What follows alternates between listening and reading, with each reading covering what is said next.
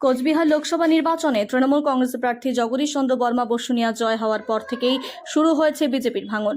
প্রত্যেকদিন কোচবিহার তৃণমূল কংগ্রেসের জেলা কার্যালয়ে চলছে যোগদান। জেলা জুড়েই প্রধান পঞ্চায়েত সদস্যরা যোগ দিচ্ছেন তৃণমূল কংগ্রেসে।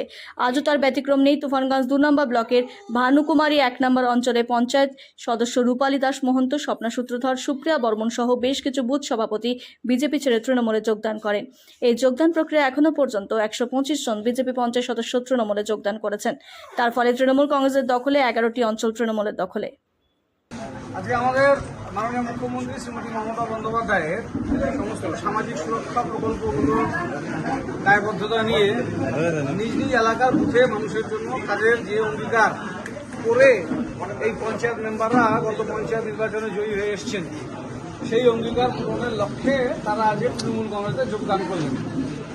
এর মধ্যে ভানুকুমারী 1 নং অঞ্চলের রূপালী দাস মহন্ত, স্বপ্না সূত্রধর এবং সুপ্রিয়া বর্মন তিনজনই গ্রাম পঞ্চায়েতের সদস্যা। শিলা পাল ইনি পঞ্চায়েত সমিতি বিজেপি প্রার্থী ছিলেন এবং মণ্ডলের বিজেপি সম্পাদিকা। এছাড়া বুথের সভাপতি তপন দাস আছেন, তার সাথে আরও যারা পার্টির কর্মী তারা আছেন। সিপিএম থেকেও একজন এসেছেন, দীনবন্ধু অধিকারী। এরা বিজেপি ছেড়ে তৃণমূল কংগ্রেসে যোগদান করলেন। তাদের লক্ষ্য এটাই তারা স্থির করে নিয়েছেন যে ভোটে মানুষের সমর্থনে তারা নির্বাচিত হয়ে এসছেন, মানুষের প্রতি তাদের দায়বদ্ধতা আছে কাজ করবে। এখানে পঞ্চায়েতি ব্যবস্থা তৃণমূলের, পঞ্চায়েত সমিতি তৃণমূল, জেলা পরিষদ তৃণমূল। আমরা কুচবিহারের সাংসদ তৃণমূলে জিতেছি, যদিও এই সিটটা আলিপুরের সাথে। এখানে আমাদের মাননীয় মুখ্যমন্ত্রীর ক্যাবিনেটের যিনি মেম্বার, উত্তরবঙ্গ উন্নয়ন দপ্তরের মন্ত্রী উদয়ন গুহ, তার উদ্যোগেও জেলা জুড়ে একটা কর্মযজ্ঞ চলছে। সবকিছুই যদি তাদের বুথে এবং এলাকায় কাজগুলো ত্বরান্বিত করতে হয়, তাহলে তৃণমূলের সাথে যুক্ত হওয়াটা তারা মনে করেছেন বেশি স্বচ্ছল।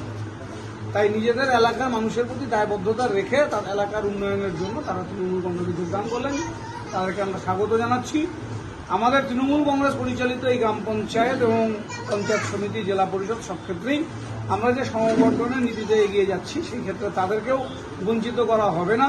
এই বুথগুলোতে সমানভাবে কাজ করা হবে। যেমন তৃণমূলের পুরনো পঞ্চায়েত যারা, সেই বুথগুলোতে যেভাবে কাজ হয়, তাদের বুথগুলোতে একইভাবে কাজ হবে। আমরা আগামীতে আরও যারা বিজেপি নির্বাচিত সদস্য আছেন এই জেলায়, আমরা আজকে প্রায় 130 জন বিজেপির পঞ্চায়েত তৃণমূল কংগ্রেসে যোগদান করলেন আজকের দিন পর্যন্ত। আমরা চাইবো যে বাকি যারা আছেন, কাজ করতে চান মানুষের জন্য, যাদের বিরুদ্ধে কোনো অভিযোগ নেই, আমাদের বুথ স্তর থেকে যেগুলোর বিরুদ্ধে কোনো অভিযোগ নেই যাদের বিরুদ্ধে, তারাও তৃণমূল কংগ্রেসে স্বাগত।